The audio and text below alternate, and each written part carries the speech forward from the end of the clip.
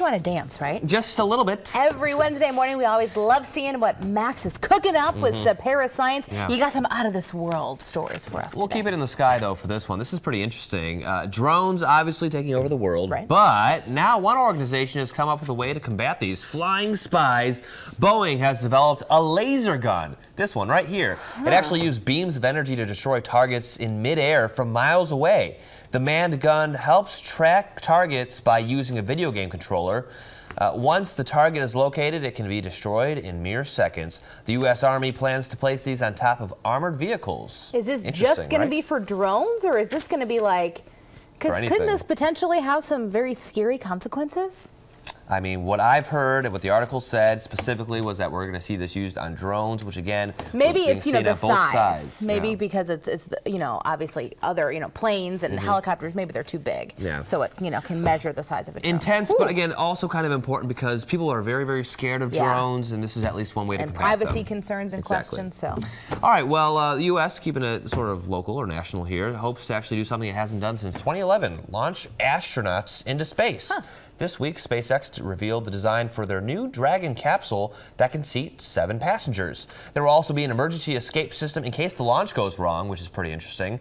Inside, instrument panels will provide the crew with real-time data reports of the capsule's progress.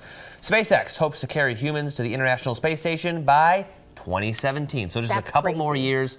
It'll be a 6-year drought without any astronauts getting to space from United States areas. We do obviously have astronauts in space that are Americans, but they're usually being launched from Russia or other countries as well. So this is going to be like, I could sign up potentially in 2 years. Probably not.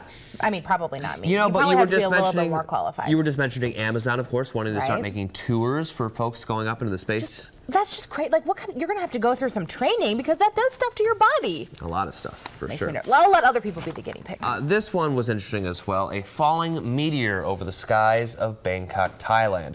Did you see it there? Whew. Right there. The ball of fire left a trail of white smoke in its wake, and witnesses say that the sighting was followed by a loud boom.